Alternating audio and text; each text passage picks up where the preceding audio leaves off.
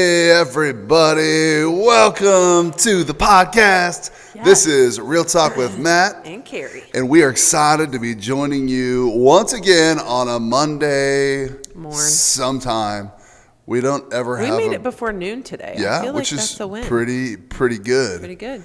Hey, we're excited about today's show. We're doing part 3 of the sex talk, and we've just decided to talk about sex a little bit because, honestly, you guys have seemed pretty interested. So here's what we're going to have you do. We're going to ask you to go ahead and share this video. It's only going to be up for the duration of the video because we'll pull it back down, and then you can jump over to our YouTube or iTunes or Spotify or Google Play or whatever you do. Wherever you consume your content, that's where you can catch us. I saw on YouTube that we have about 50 subscribers. 50? Yeah, which I thought was pretty good. But I thought we should get a goal to have 100. Okay. So then when we have 100, we'll give away like a date night. Oh, that's a good idea. Yeah. So subscribe to our YouTube page. And then when we get to 100, we'll enter all of our subscribers in a drawing. Okay, cool. That's a great idea. Yeah. So let me ask you this. Okay. What would the date night consist of? Like, what would we put in there? I don't know. Probably dinner, obviously. Okay, obviously dinner. Maybe like 402 gift card. Okay, but I mean, that's pretty local. That's pretty local. Oh, you're right. Okay. So maybe we could do like a Visa gift card. Yeah, or like Venmo. Yeah, we could Venmo let's Venmo cash. Let's do that. Okay, $100. Let's say $150. $150 date night. What? No. Okay, so if we hit 100 and we stop there, we will do $100 date night next Monday. Next Monday. Set a goal? Let's do it. Next Monday, if we hit 100, we will do $100 date night. If we reach 102, we will do $102 date night. How about that's fun? So we will go up to $200 by next Monday. Well, so if we get 200 subscribers, it'll be $200, but 100 from there. You don't let me talk sometimes. Oh, no, I do. I always let you talk. Go. If you don't have a date, it's okay because it's just cash. It is just cash. So you don't even have to tell your husband. Just kidding. Yes, you do. This is for date night. It is for date night. But if you're single, you do whatever you want. Maybe this gives you the opportunity to mingle. Or, you know what I'm saying? Invite someone on a date and then tell us about it. Yes, we want to hear your date night feedback too. Oh my gosh. And your date night stories. Well, yes, we do. Yes, we love date night stories. do. Okay. Yes, Let's get talking about some sex. We're going to talk about. Here's what we're going to talk about today on the show. I like to call it a show. It makes me feel so official. All right. If only you guys could see. I'm sure you can see some of our studio. It is the most ridiculous room ever. Right, but it's in construction. Some of you guys know, some of you don't know. We pastor a church in Lincoln, Nebraska, and we purchased a building. It's an old 103-year-old building. And so we are slowly but surely, room by room, making some renovations. And so we get the corner of one of the rooms to do this. Yet. And so it's all right. It's all right. Here, look, you can see a little bit more of the room on this shot. Yeah. But it's pretty, So look at the walls not painted and all this stuff. Anyway. I like to say show because it sounds a little bit more official and makes me feel good. Anyway. But let's go. What are we talking about today, babe? So we're going to talk about sex. Yes.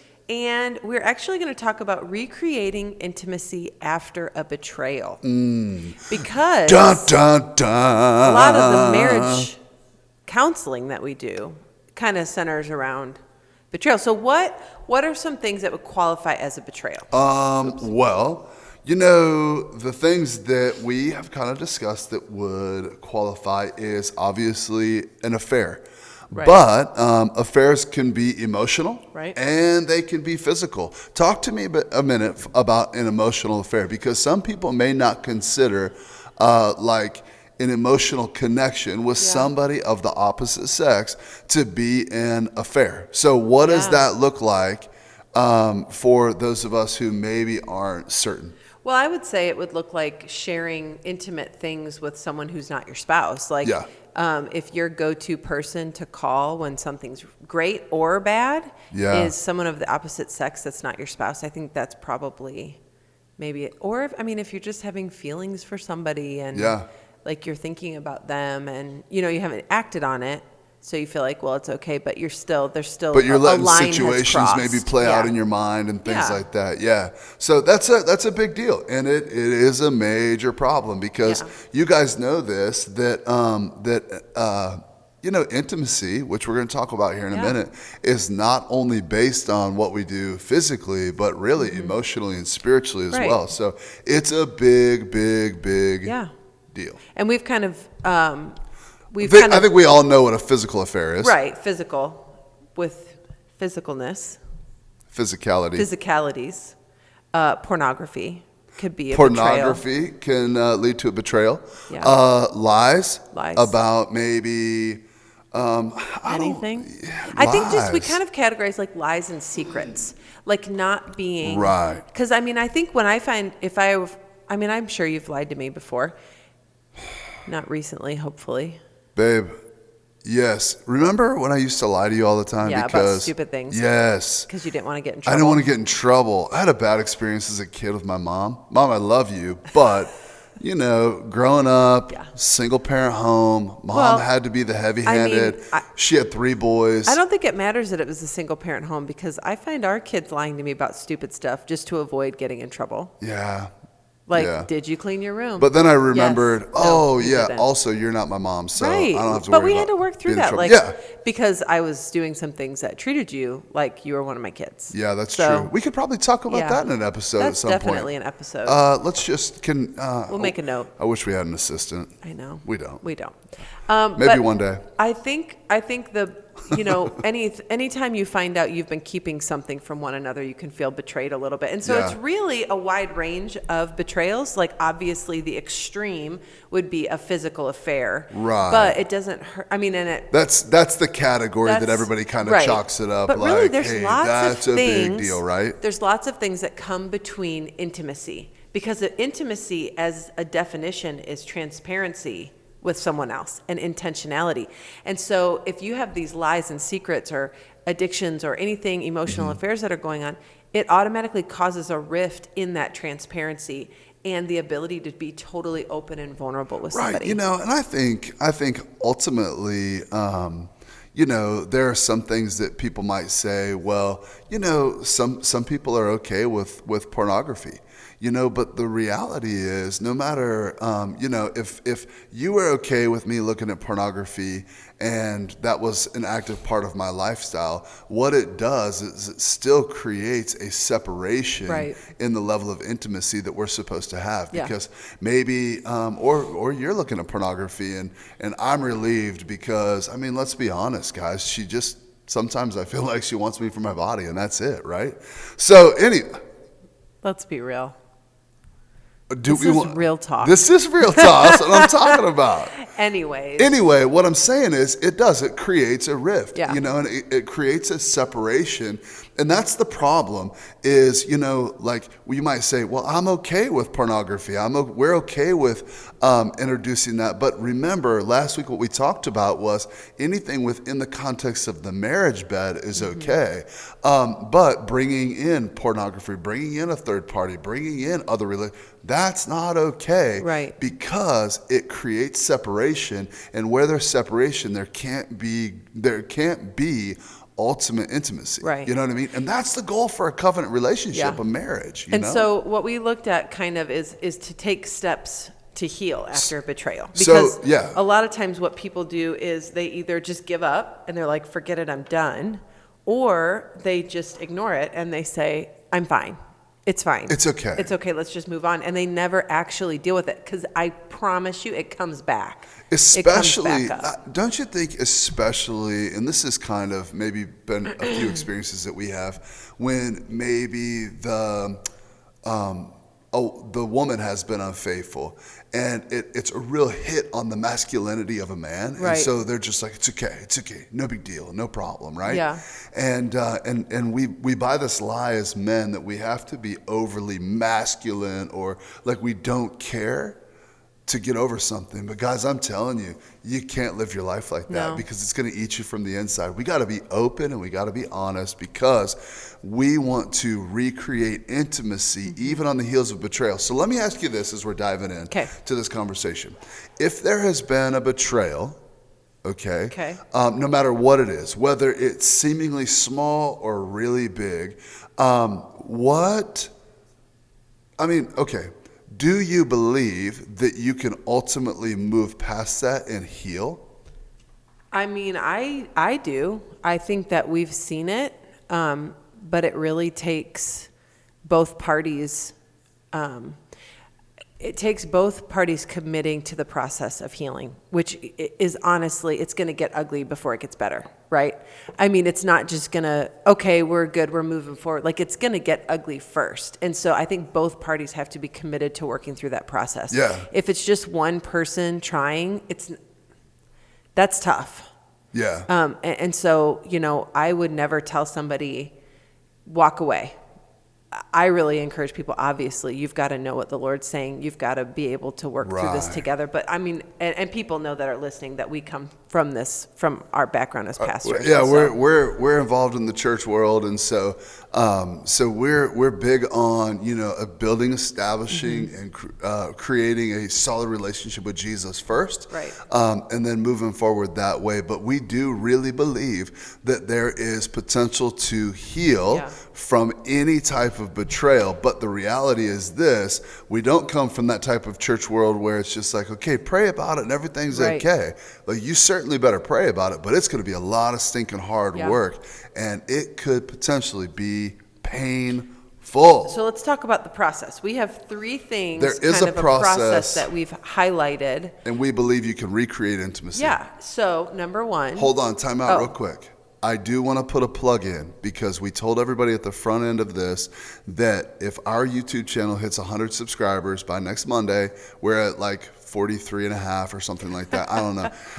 But if we do, what we're going to do is through all of our subscribers, we're going to draw a name and give away a $100 gift card so that you can have a date night. Okay. Yes. So be sure that you hit that subscribe button and, share the video and all the stuff. Was that like a midway commercial? Yeah. Well, also, we have new sponsors.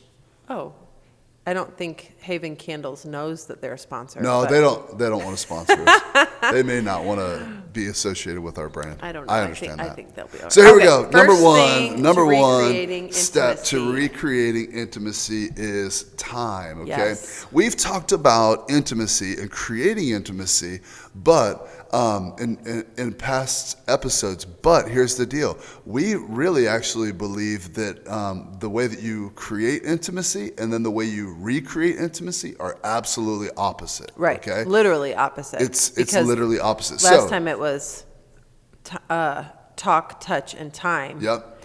This time it is time first. Time is first. Time first. So what does that mean? Time.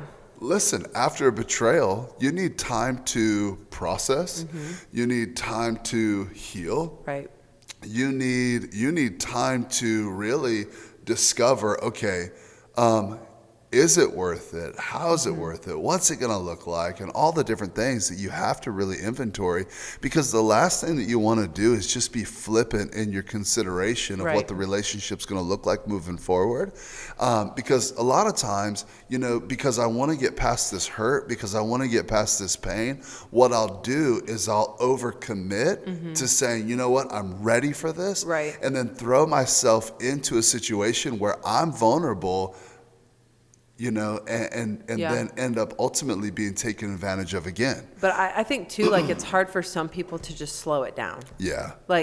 And I think that's the number one thing with time is you've just got to slow down. You've got to really take the time that you need to move forward, to make a decision on how this needs to look, to talk to the right people who are going to encourage you, but also just to slow down. Right. You can't hurry through this process of recreating intimacy. Right. And I think one of the things that we hear often and I've experienced this on so many levels, like we know couples that will try to stay together for so long for the kids, for the Right. kids, for the kids, for the But kids. they never deal and with that anything. is such an admirable trait. Like I value that and I honor you for that. But the bottom line is, the thing that you've got to remember is, why did you get married in the first place? You did not get married for the kids. Right. Okay? Yeah. And so I think that the goal throughout this season of time after betrayal is to remember, okay, why did I marry this person in the first place? Yeah. Why did I say I was going to commit the rest of my life to you in the first place?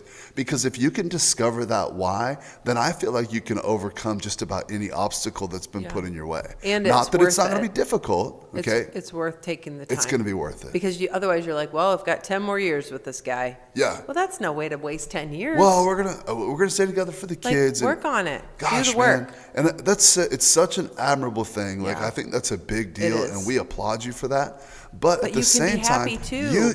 that's what I was gonna say. You don't have to be miserable, Yeah. guys. Yeah. You don't have to. So, All right, time. number 2. Make sure you commit to the process of time, and make sure that you give yourself the time to heal. Number 2 is talk.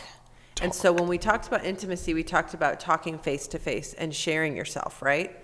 But what we kind of think with recreating intimacy is there has to be a place to talk honestly about your feelings, which means that you have to have space to be able to say how you actually feel, how you're actually processing without fear of anger or fear of hurting your spouse or fear of I'm going to make it worse. If you never are able to say how you're actually feeling, how you're actually processing, then you're just continuing to stuff things down and keeping that rift between you guys in intimacy. Like you have to be able to have honest communication, even Yeah. when it's hard.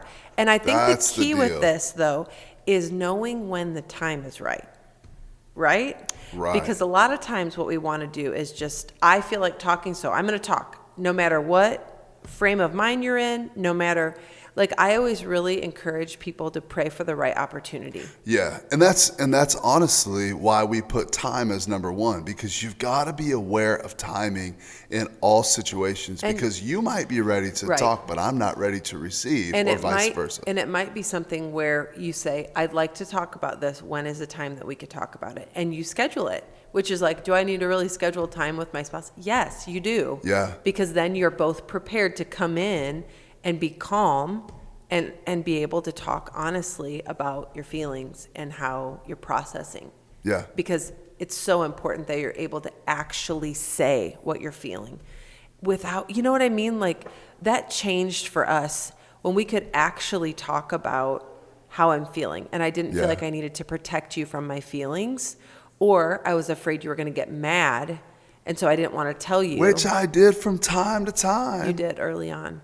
But we had a few moments early in our marriage where we just kind of laid it all out. But what it did, and it got ugly. Yeah. It did get ugly. But what it did is it helped us move forward from a place of, okay, we did that, and I still love you, and you still love me. Yeah. And we're still on the same team. Right. And so now we can move forward. Right. And it wasn't necessarily, it was a little bit different dynamic, because it wasn't necessarily after betrayal, Right. but you do have to be able to clearly communicate the way that you're feeling. It's such a big deal. Yeah. Like okay? being able to say, when you did this, it made me feel this way. Right. And then it's not saying you did this and you did this. It's saying, hey, when this happened, when you know the obvious thing that happened, when you were looking at pornography or when you cheated on me, it makes me feel Yeah. like I'm not good enough, Right. or whatever those things are. And And here's something that we're big on, guys. We're big proponents of counseling, okay? Yeah, we are. And so if you find yourself in a situation where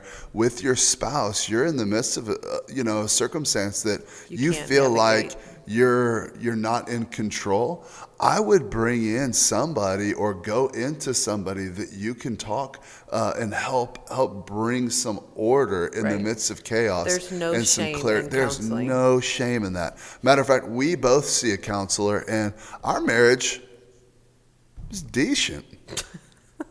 I like our Don't you marriage. like that, knowing you're listening to marriage advice from people with a decent marriage? Man, I like our marriage. like our marriage, too. Okay, I didn't want to be overconfident. I mean, I think we're doing pretty good right now. Yeah. Okay, last thing. Yeah, last thing. Your Last favorite thing. We've got it. My favorite thing is touch. Touch. Okay. You Yes. do have to reintroduce the touching because here's the bottom line.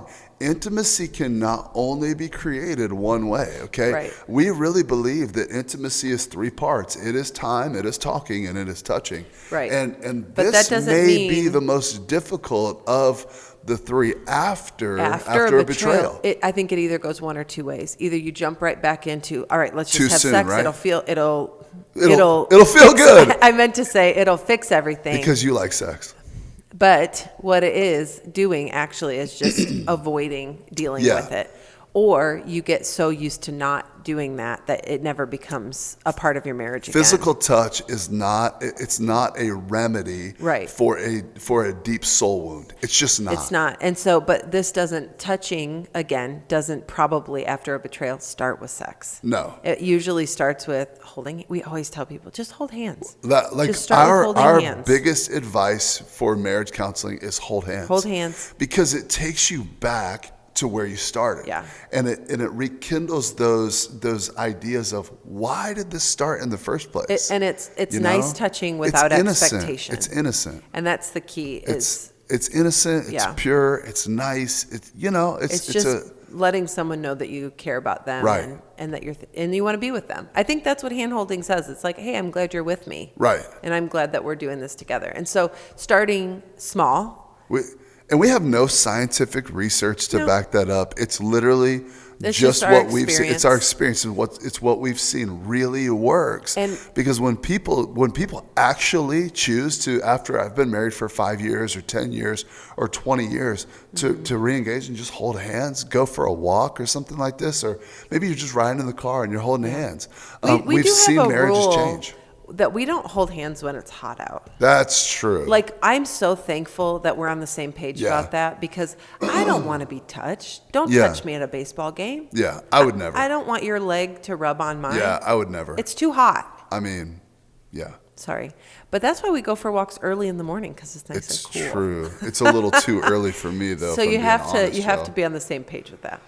And so I think those are basically, and those are obviously just beginning. I mean, Yeah, those like- are just some easy things and to that's- start with. And that's the thing, as we're wrapping up here, guys, something that you got to be absolutely aware of, whether it's specifically we're speaking to you, or maybe you're encouraging a friend or a loved one and pointing them back to their Yeah. covenant relationship. start And that's in one the thing process. that maybe I'll say is, hey, always encourage people to give it another shot, Right.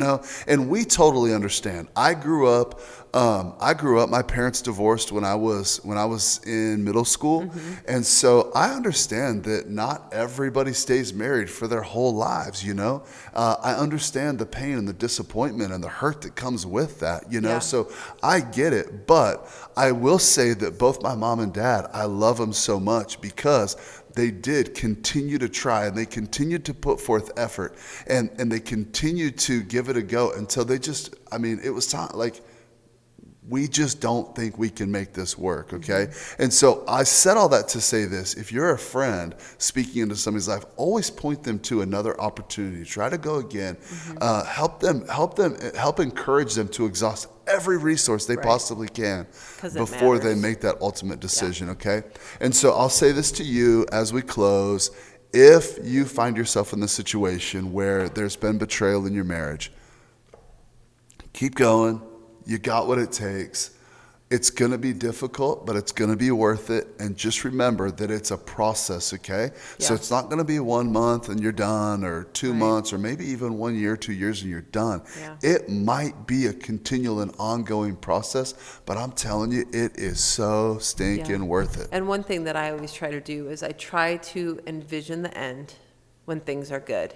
And it helps me stick out the hard times. Yeah. Like, it helps me stick with, okay, I don't know when this is going to look like I want it to, or like it's healthy and happy again, but I'm keeping my eyes set on that day. And so I can go through the pain, I can go through the work, I can go through all this stuff because I want my marriage to be good, because I want to make this work. And just continuing to pray for one another. I think that's another huge piece that we didn't even talk about. But praying for one another. It's hard to stay mad at someone you pray for. It's hard to stay mad at somebody you spend time with. Right. It's hard to stay mad or separated you talk to. It's hard to stay mad at somebody that you'll hold hands with. You know what I mean? Hold hands today. Yeah, girl, I'm about that. Okay. I mean later, but this is nice too. I'm so about that. All right, hey, everybody. guys. Thanks for joining us. We certainly, Are we going to keep talking about sex? Do we have more to say? We do have some more questions. We've got some more so we may extend this. Y'all let us know what you think. But be sure to subscribe over on YouTube, because we want to give that at least $100 gift card away on next week. We will announce it.